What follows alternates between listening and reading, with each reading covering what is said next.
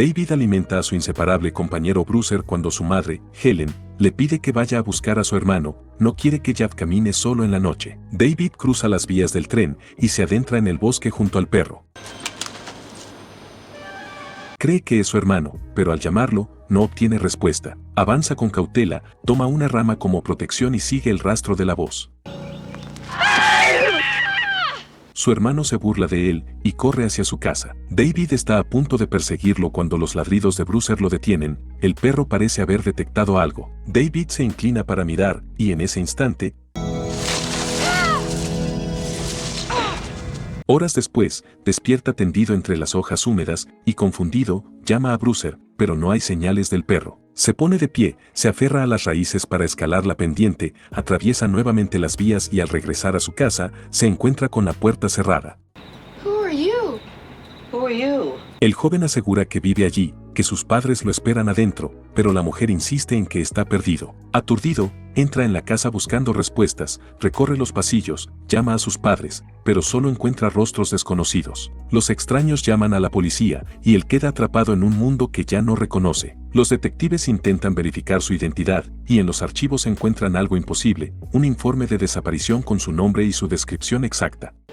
Have we located the parents? Yes, but Phil, look at the date. No solo la fecha no cuadra, sino que al David del informe lo declararon fallecido. Intrigados, deciden llevarlo hasta la dirección de sus supuestos padres, y durante el camino, las preguntas se multiplican y sus respuestas solo generan más desconcierto. Cuando llegan, el detective toca la puerta y pregunta a un hombre mayor si en 1978 reportó la desaparición de su hijo. El hombre asiente con pesar, entonces, David baja del auto.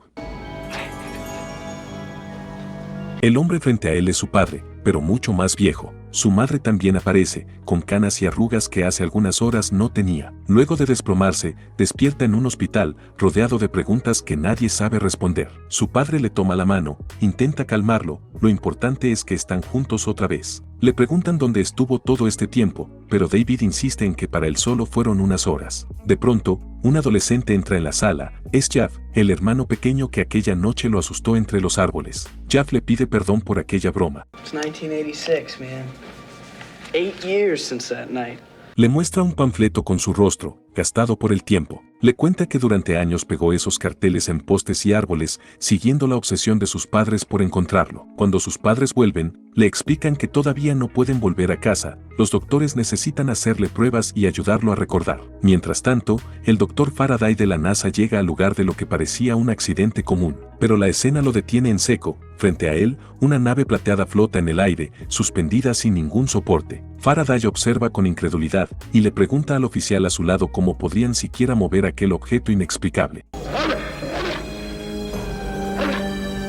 Trasladan la nave utilizando un camión y una serie de soportes improvisados, llevándola hasta un galpón de la NASA. Allí intentan de todo para abrirla, pero la nave no cede, ni siquiera pudieron hacerle un rasguño. De vuelta en el hospital, comienzan las primeras pruebas para entender lo que le sucedió a David. Una doctora lo interroga con calma y él responde con precisión, relatando cronológicamente cada instante de aquella noche hasta el momento en que cayó en el acantilado. Cada palabra parece traer consigo fragmentos de misterio y en la sala contigua, donde analizan los registros, las computadoras empiezan a fallar sin explicación aparente. De manera inquietante, parece que David se comunica con ellas, como si su mente tradujera recuerdos en código binario. En las pantallas surge entonces una representación de la nave plateada, acompañada de símbolos y un lenguaje que no pertenece a la Tierra. La noticia llega rápidamente a la NASA y el Dr. Faraday se presenta ante la familia con la intención de llevar al joven para más pruebas. Al principio, Helen y Bill se niegan, temerosos por lo que pueda suceder, pero la posibilidad de comprender dónde estuvo su hijo durante esos 8 años, y sobre todo,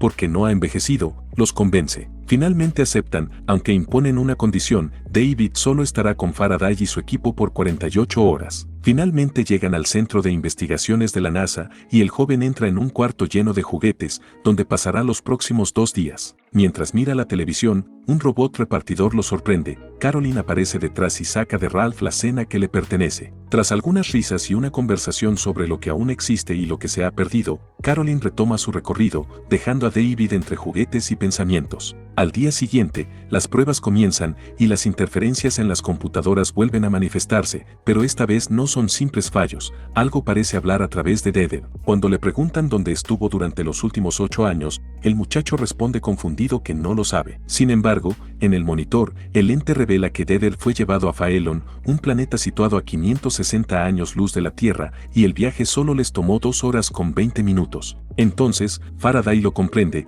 le explica al joven que lo imposible había ocurrido, había viajado más rápido que la velocidad de la luz. A esa velocidad, el tiempo se deforma, se estira y se contrae. Para Deeder habían transcurrido apenas 4 horas con 40 minutos, pero en la Tierra habían pasado 8 largos años. Las pantallas del laboratorio comienzan a proyectar antiguos mapas estelares, símbolos y coordenadas desconocidas. El ente que habita dentro de la nave revela la ubicación de su planeta de origen. David, asustado, escapa de las pruebas y vuelve a su habitación. Caroline aparece para entregarle el desayuno y le revela que ha escuchado que las pruebas no durarán 48 horas, sino una semana entera. David, comprendiendo lo que le espera, le pide que vaya a la casa de sus padres y que les cuente lo que está sucediendo. Caroline asiente disimuladamente y continúa con su rutina. Al atardecer, David escucha una voz extraña que lo llama, suplicándole ayuda. Confuso, trata de descifrar de dónde proviene, hasta que de pronto aparece Ralph. Aprovechando la situación, Deeder lo utiliza para salir de la habitación sin ser descubierto. El ente en la nave controla a Ralph a distancia, guiándolo directamente hacia el galpón donde lo espera. Dentro del lugar, Deeder desciende del robot y se encuentra frente a la nave,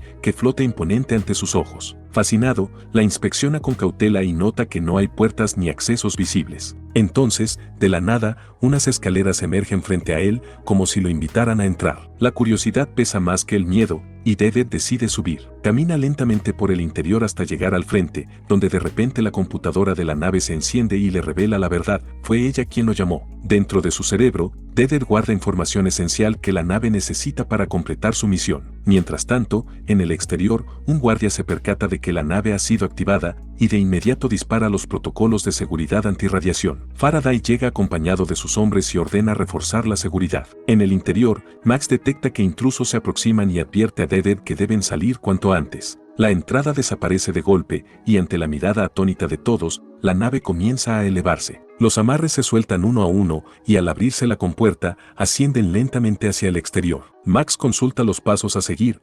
Look, I gotta think. Just take us 20 miles from here. La nave se eleva hasta alcanzar el espacio y mientras Faraday intenta desesperadamente rastrearlos, Deeder pide regresar a la Tierra.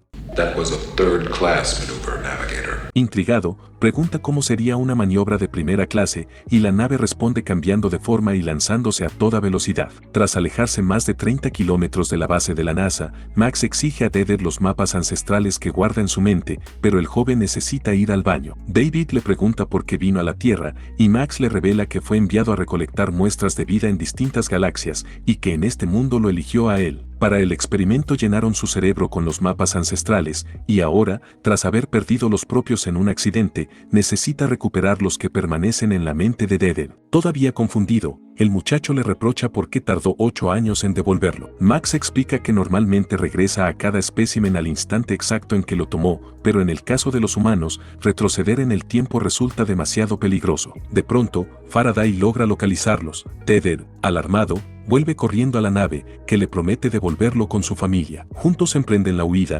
sumergiéndose en el mar para despistar a sus perseguidores. Allí, en la quietud submarina, Max comienza a preparar la transferencia de mentes y mientras ajusta sus circuitos, le muestra a Deeder a otras criaturas que fueron estudiadas en Faelon. Una de ellas llama particularmente la atención del joven y Max, con cierto pesar, le revela que aún no ha podido devolverla, porque su planeta fue destruido por un cometa. Mientras tanto, Caroline llega a la casa de Deeder y les revela a los padres que su hijo ha escapado de la base de la NASA en una nave espacial. De pronto, agentes llegan a la casa, Caroline intenta escapar antes de que la vean, pero la interceptan en la puerta trasera. Max está listo para realizar la transferencia y le pide a Deeder que se recueste.